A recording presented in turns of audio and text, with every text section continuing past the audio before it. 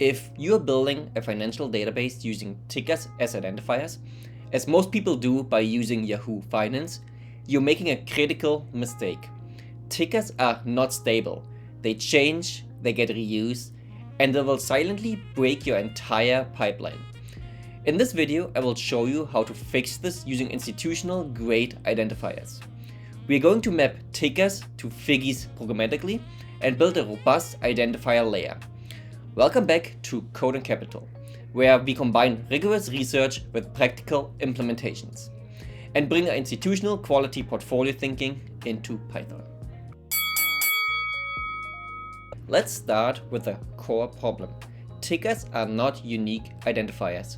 FB, standing for Facebook, becomes Meta, and tomorrow FB could belong to a completely different company.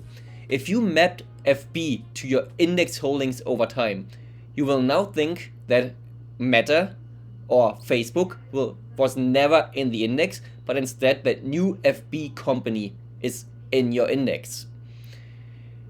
Tickers are exchange specific and time dependent. That means the same ticker can represent different companies over time. And the same company can have multiple tickers across different exchanges. This creates three major issues. You can have broken joins in your database. You can, even worse, have incorrect historical backtests by using the wrong company. Or you just have data inconsistencies that are very hard to detect. If you're doing serious quant work, this is unacceptable. We can look at a quick example here. The ticker LAV, for example, has an US market hint and it resolves to the LAV-SEC company. On the other hand, LAV with the Toronto exchange resolves to a complete different company named Canara Biotech. We can see the output here where we put in the ticker LAV for the New York Stock Exchange and the Toronto Stock Exchange and get back two complete different companies. If you would just use the ticker LAV, you will never know if it is the US-based company or the Canadian-based company. The simple solution is to use a stable identifier. In institutional systems, this is typically something like a FIGI. FIGI stands for Financial Instrument Global Identifier. It is permanent, it is globally unique, and it does not change over time. So instead of tracking a stock by ticker, we track it by FIGI and treat ticker just as like a metadata that we use getting data out of Yahoo Finance or building our index database as shown in previous videos. We then just take those tickers and in the background map them back to the FIGI and use that as our identifier in the actual database. Let's jump into the implementation part of this video. We start by looking at index holdings for the Russell 1000 and S&P 500 that we pulled in one of the previous videos. We have information such as the index name, the company name, market values, quantities, and weights for that company. Ultimately, we want to merge in the FIGI as our unique identifier. We don't want to use the ticker to do any analysis on top of pulling the data. The pipeline we are building is starting with a list of tickers. We then send them to the OpenFIGI API. We get back the corresponding FIGIs and we store that mapping into our own database as our security master. How do we go about this? The first step is to build an actual job that we can ping the OpenFIGI API with. Each request includes the ticker that we want to look up, for example, AAPL, Microsoft, JP Morgan, or Shopify. It includes the exchange code, for example, the New York Stock Exchange or the Toronto Stock Exchange, as Shopify is Canadian listed. And it includes the market sector description. In most of the cases we are looking at, this is just an equity, but you could also ping it for bond data, for commodities, and so on. This is important because mapping depends on the context. We can't just give it a ticker, as we have seen in the LAV example from above. Next, we want to send the job that we just created as a request to the OpenFIGI API. To do so, you need to specify the OpenFIGI URL link you see on screen right now, as well as specify the content type you want to get back, and we want to get it back as a JSON file.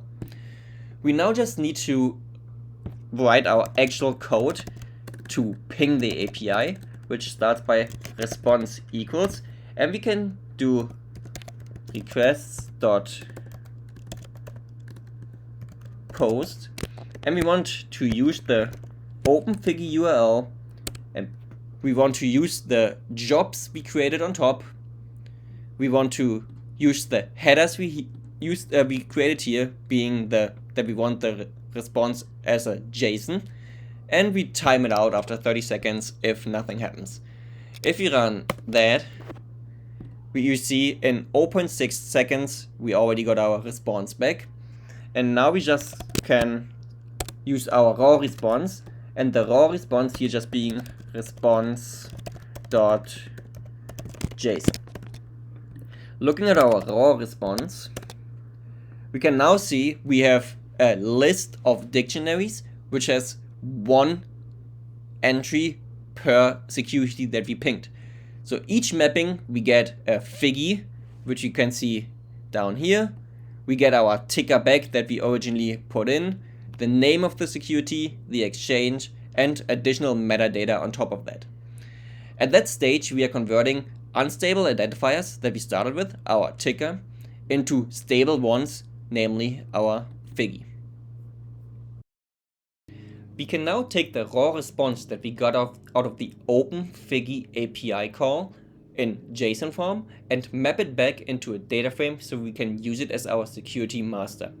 As a first step, we extract all the fields that we actually care about. For example, the FIGI, the ticker that we started on, the company name, exchanges, as well as some other metadata that comes with the OpenFIGI call. We then convert everything into a data frame that you can see at the bottom here that includes all of our security master information that we want to use later on. You can now use this data frame that we created here and merge it back into the data frame that we started on. For example, the index holdings. That way, we go from every row only having a ticker to every row having a ticker and a FIGI. From this point forward, FIGI becomes the primary key of your data. In a proper system, you should store this table as a security master table. That table should be keyed by FIGI and not by ticker. Ticker becomes just an attribute of your data, not something you rely on structurally. This is how institutional systems are designed.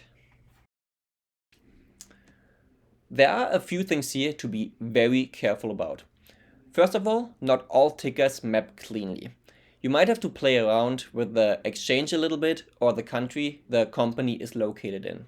Second, some tickers might return multiple matches. For example, the laugh example that we started the video with, or if you put an apple, it might return ADRs or bonds of the same company. Third, exchanges actually matter a lot. For example, if you run Apple on the Nasdaq exchange instead of the New York Stock Exchange, you might not get any entries back from the OpenFIGI API. You should always validate your mappings after you are done. In future, you want to scale this up. A real pipeline runs automatically. You don't want to run this manually after every time you pull your index holdings or security information from Yahoo Finance. You only want to map new securities, meaning you don't want to remap everything every single day. You want to have some stored security master in your database that you can rely on, that you can have some time-stamped entries for each ticker to FIGI. Once everything like this is in place, everything else in your system just becomes way more reliable and trustworthy. The key takeaway of this video is that tickers are not reliable identifiers. They will break your system over time. FIGIs, on the other hand, provide a stable global alternative. A proper identifier layer is essential for serious quant work. And that is one of the details that most people ignore. A lot of people just go to Yahoo Finance, download the data, and work with an on-ticker basis. Having a good security master in place is foundational if you want to build institutional grade systems. If you found this content useful, subscribe for more on quantitative finance and portfolio construction. We focus on rigorous research, practical implementations, and institutional quality systems. See you at the next one.